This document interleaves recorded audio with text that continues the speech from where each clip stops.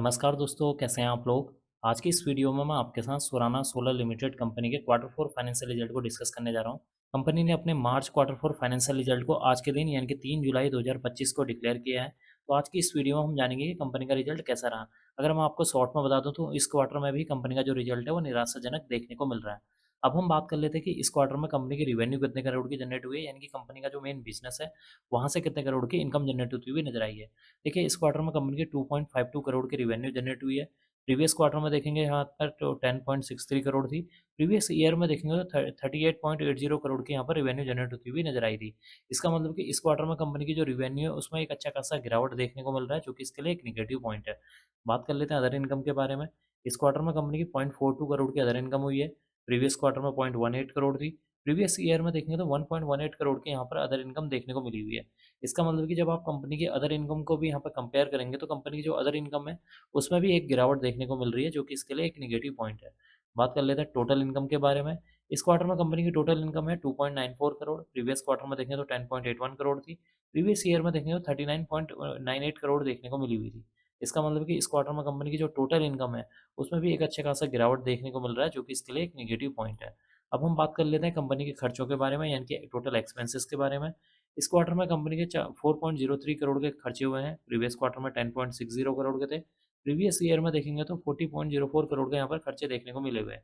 इसका मतलब कि इस क्वार्टर में कंपनी की अगर जो रिवेन्यू में गिरावट देखने को मिल रही है तो कंपनी के जो खर्चे हैं वो भी यहाँ पर गिरावट होती हुई नजर आई है। लेकिन यहाँ पर अगर हम कंपेयर करेंगे तो कंपनी की जो इनकम है, इनकम के मुकाबले कंपनी के जो खर्चे हैं वो यहाँ पर बढ़ते हुए नजर आए हैं, जो कि इसके लिए एक नेगेटिव पॉइंट है।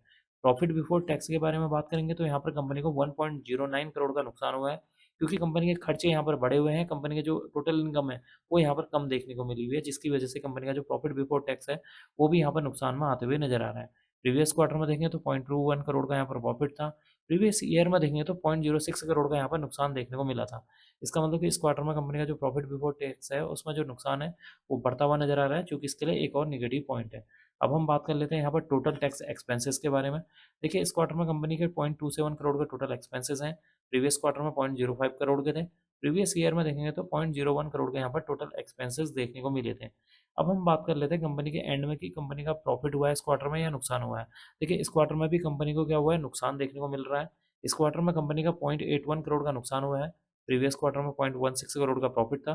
प्रीवियस ईयर में कंपनी को 0.05 करोड़ का यहाँ पर नुकसान देखने को मिला था। इसका मतलब कि इस क्वार्टर में कंपनी का जो नुकसान है वो प्रीवियस ईयर के मुकाबले बढ़ता हुआ नजर आ रहा है। अब हम बात कर लेते हैं एंड में ईपीएस यानी कि अर्निंग पर शेयर के बारे में कि इस क्वार्टर में कंपनी का ईपीएस कितना देखने को मिल रहा है। देखिए, इस क्वार्टर में कंपनी का जो ईपीएस है 0.17 पैसे निगेटिव है।